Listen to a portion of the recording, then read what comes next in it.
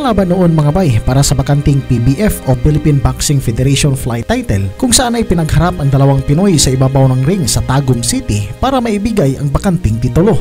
Dito mga bay, ang ating dalawang boksidor ay si Michael Bravo at si Lester John Prongko. Lester John Prongko!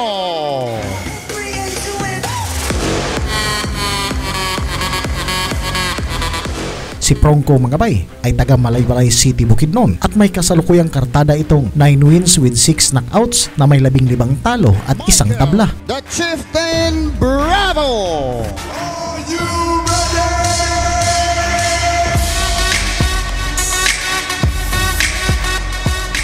Habang si Bravo naman ay taga Davao City, Davao del Sur at may kasalukuyang kartada itong 13 wins with 6 knockouts at may isang talo.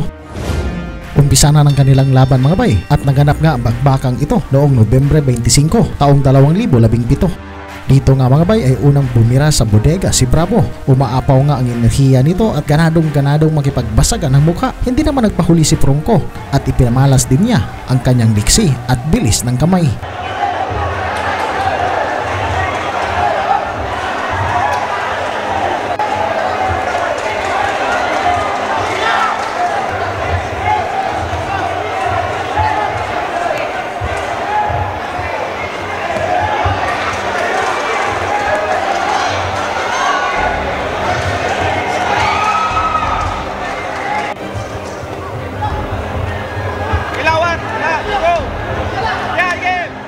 Bago pa man tapos ang yugtong ito mga bay, ay huwag kalimutang pindutin ang like at subscribe button at rin ang notification bell para maging una ka sa ating mga upload videos.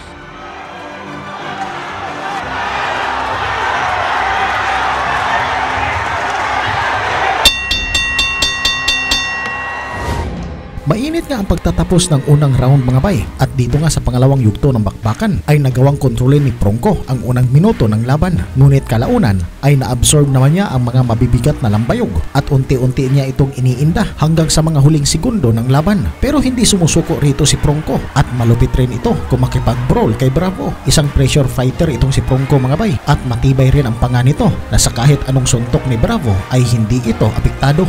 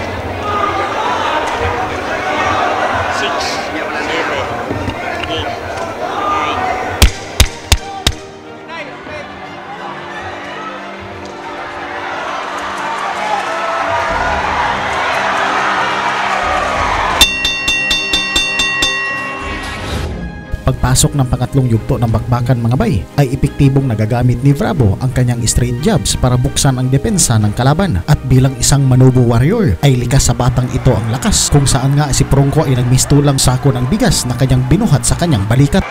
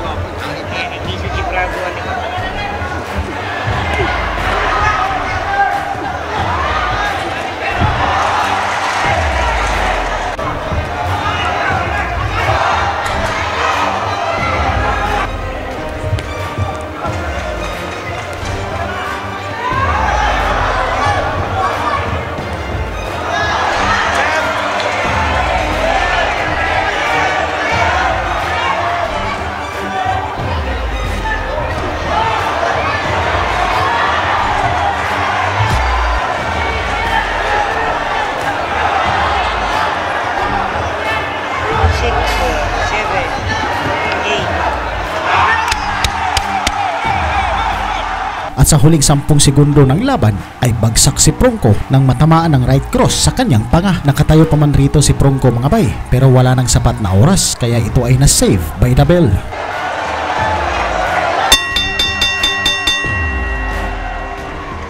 Sinugod agad ni Prongko si Bravo dito sa pang-apat na yugto ng bakbakan mga bay. Gusto nga nitong makabawi, ngunit matapos nga ang kanyang kombinasyon ay tila ba nagawa pa ni Bravo ang magpagbiruan at nagjogging ito. Hudyat na punong-puno pa ito ng lakas at hindi natatakot sa anumang atake ni Prongko.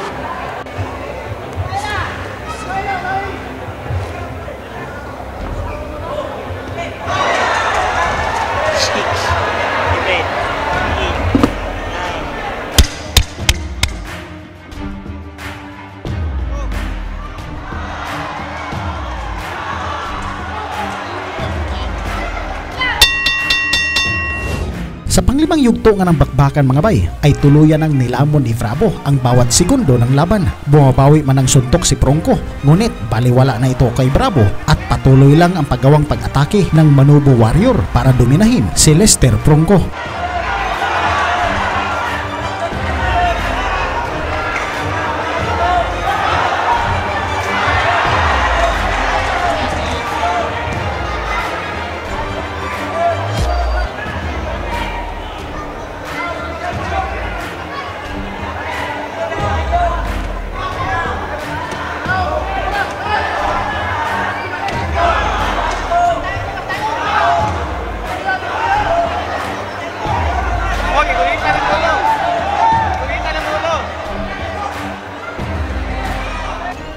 Sa puntong ang ito mga bay ay ilang beses na alog ang ulo ni Prongko at dito nga'y kita ang pagod nito at matinding pagkahilo.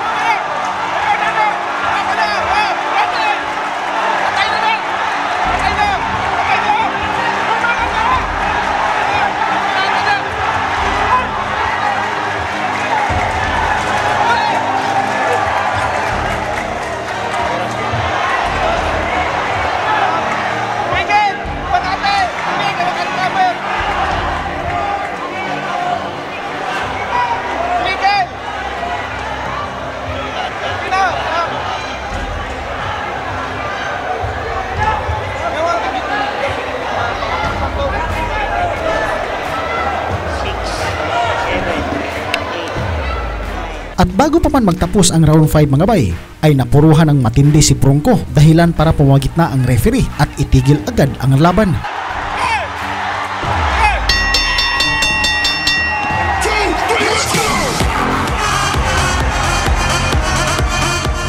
Pagkatapos ng laban na ito mga bay, ay nakalaban ni Michael Bravo si Jemel Magramo para sa isang bakanting belt ng WBO Oriental. Ngunit natalo nga rito si Michael Bravo at biglang nagretiro sa larong palakasan. Kakabalik nga lang niya mga bay noong February 28, 2023 at nanalo siya by technical knockout sa round 4 kontra kay Ernesto Camiging. Daghang salamat mga bay, hanggang sa dulo ini prin kay Guy Bitaw. Nais ko pong malaman ang inyong reaksyon sa ating video. Paki-komenta na po sa baba at babasahin po natin yan.